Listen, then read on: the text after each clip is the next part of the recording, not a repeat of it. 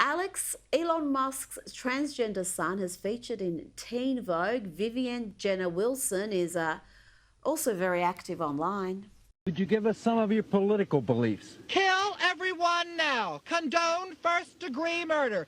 Advocate cannibalism. Eat filth are my politics. Filth is my life. Take whatever you like. And the 20-year-old had plenty of nasty things to say about his father. He said he's a pathetic man-child.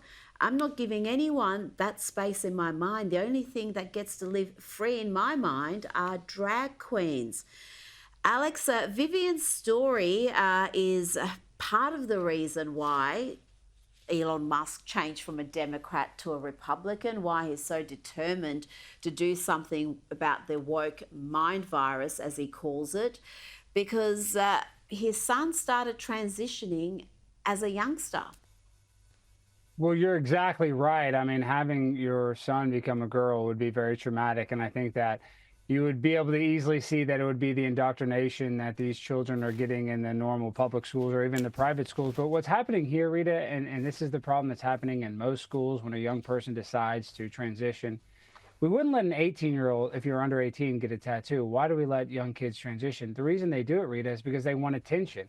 And when your dad is one of the richest people in the world that is busy running 10 different companies, how else can you get your father's attention other than trying to do something that's incredibly extreme, like changing your sex? So in a way, it is very sad. This story is very sad, but maybe it radicalized Elon Musk to speak out against this and actually change the narrative and, change the whole trajectory that we're currently on when it comes to this gender ideology indoctrination.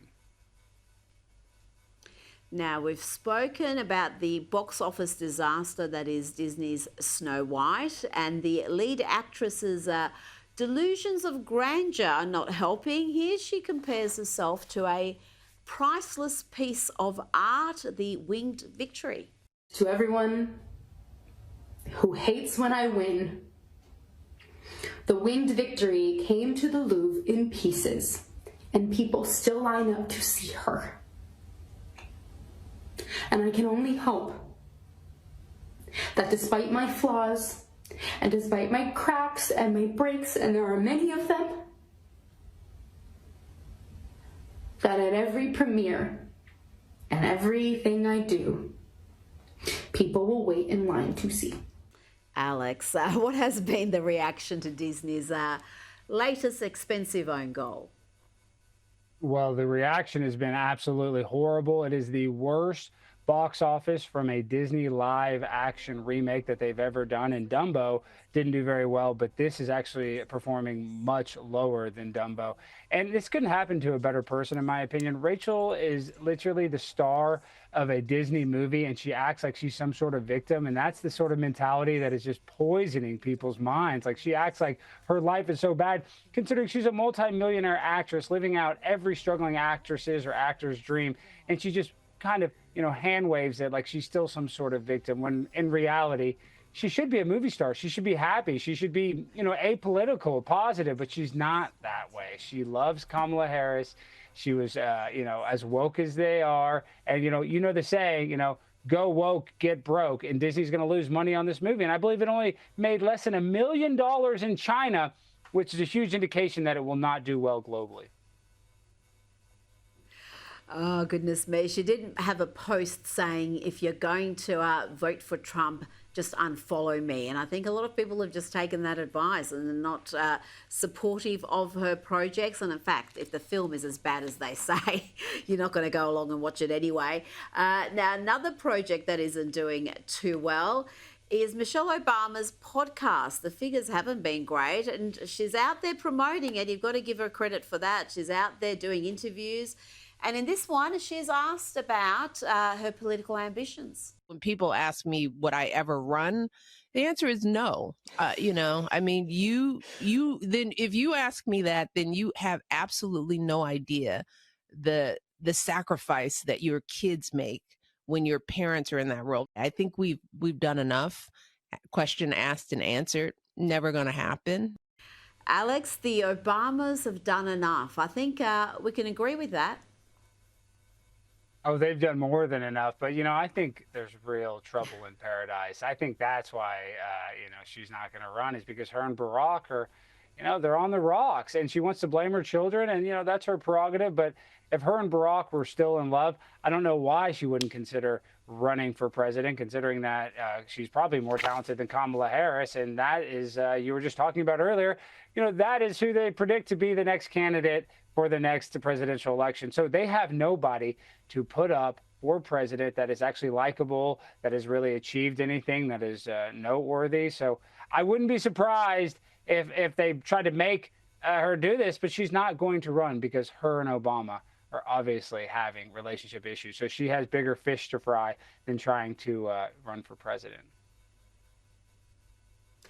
And that podcast, you are familiar with the medium. You would have participated in many successful podcasts. What would you advise her if you were her producer? How would you improve it? Because thus far it has been not exactly been compelling, and it hasn't been pulling in the figures. I mean, if you want my honest opinion, how does she make a successful podcast? It'd be easy. Just say she loves Donald Trump. If she became conservative, it would be the #1 podcast. If she started talking like, oh, I love Trump, everybody would have to go listen to it. So I'm just saying, if she wants numbers, she wants views, she should do the opposite of what we expected. She should become, she should be, a big Trump supporter, a Trump podcast. Think about the numbers that would do, Rita. You know what? You're onto something. She doesn't even have to go that far. If she just deviates on one issue from the leftist group thing, it can be anything. It could be men in women's sport. It could be net zero craziness. It could be any number of policies. If she just took one of those and took a contrary position to the left, it would have a huge reaction. Now, before you go, I've got to ask you about the Venezuelan gangbangers being sent back to their home country. Despite the fact that we've got activist judges, some of them appointed by Barack Obama, like Judge Patricia Millett, who are frustrating the efforts of the Trump administration to deport these gangbangers.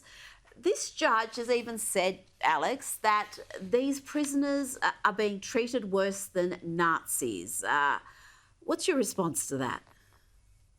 It's ironic that she compared flying Venezuelan gangbangers back to their home country of Venezuela as worse than the Nazis were treated, considering after World War II, it's a well-known fact that a bunch of Nazis tried to run away to Venezuela. So that doesn't even make sense. She just doesn't even know her world history. So trust me, those Nazis would love to be in Venezuela instead of the Nuremberg trial. So she's insane.